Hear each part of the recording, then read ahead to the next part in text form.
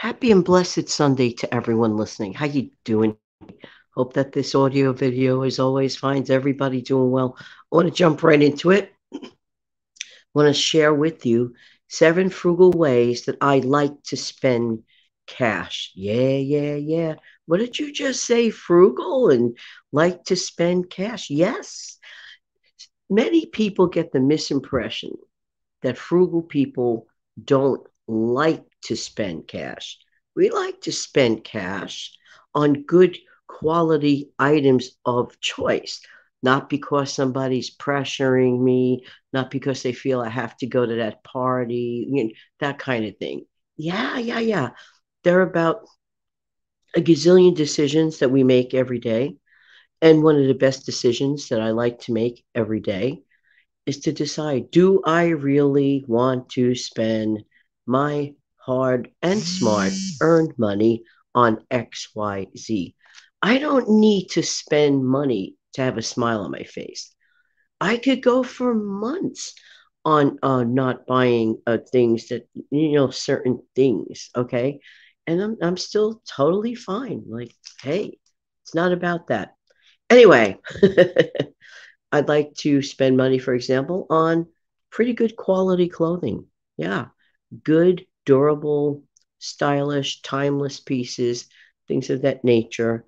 But I do not and refuse to spend it at the premium price. I do not need to always walk around with someone else's designer label name and advertise for them. There's sometimes you'll find some really good quality clothing without that so-called designer label on it. If it's durable, you like it, makes you feel good about yourself, look good about yourself, and to get it at a really good price, and it doesn't always have to be from the thrift store.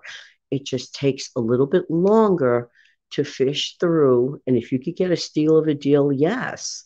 Another thing, if you happen to be lucky and have some friends that are about your size, you could do swap outs of clothing with each other every year or so. Like, let's say 5 pieces from you, 5 pieces from them.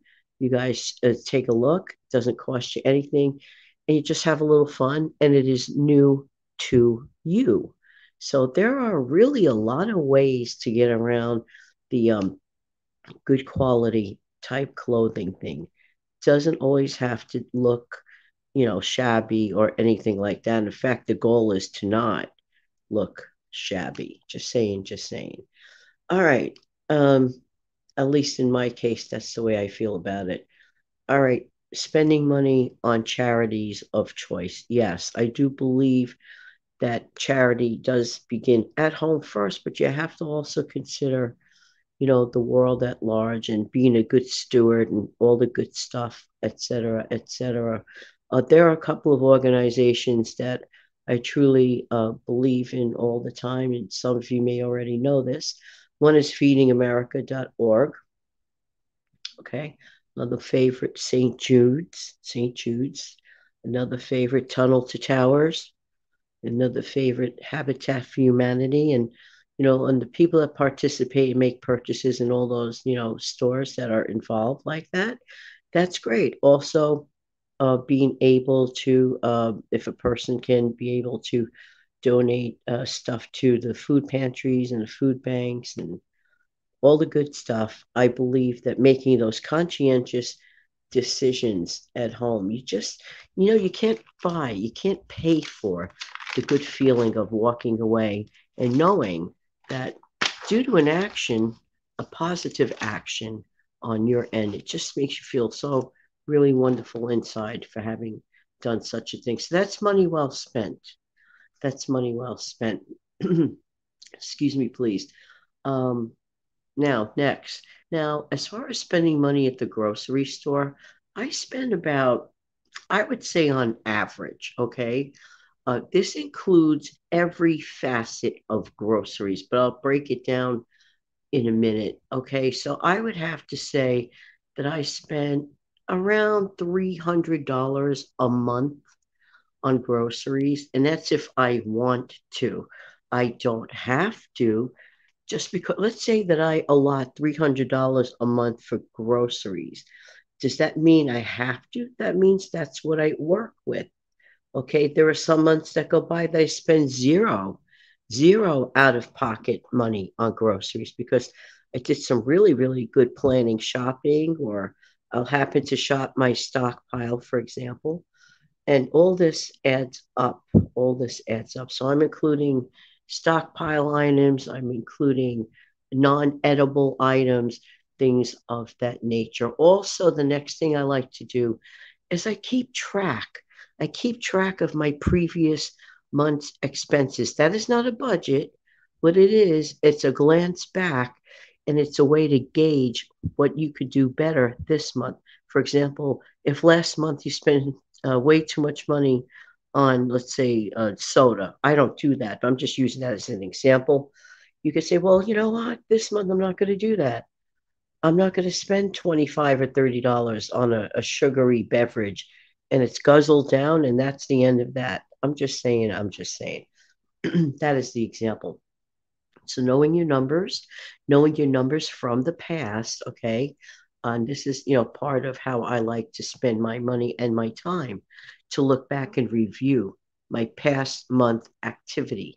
That is, to me, very, very crucial and important in really keeping within my means. It's very important to do that. All right. Next, I add up all the costs of projected items per year.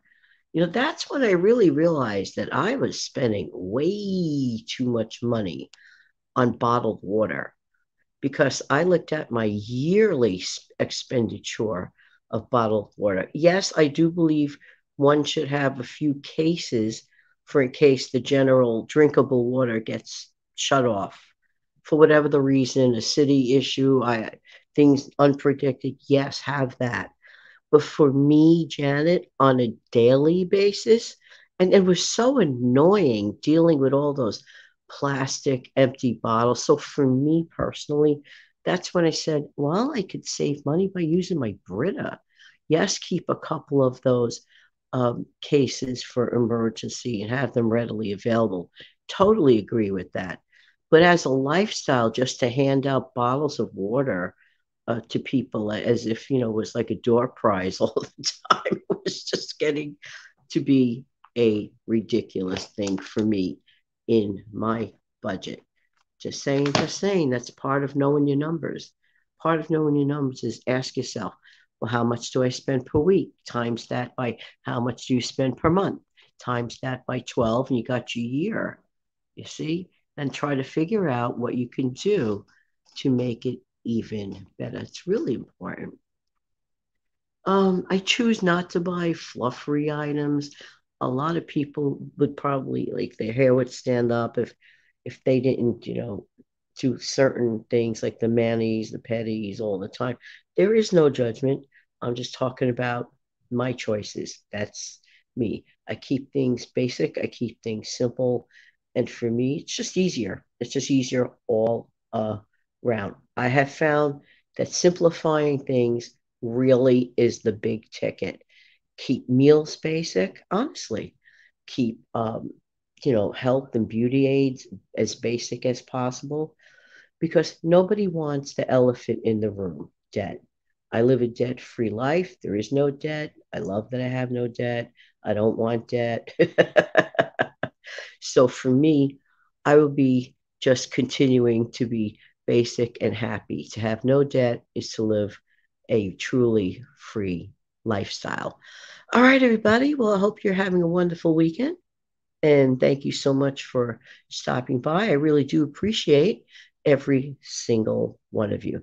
Have an amazing, fantastic day. Take good care of yourself and your amazing family. Bye bye.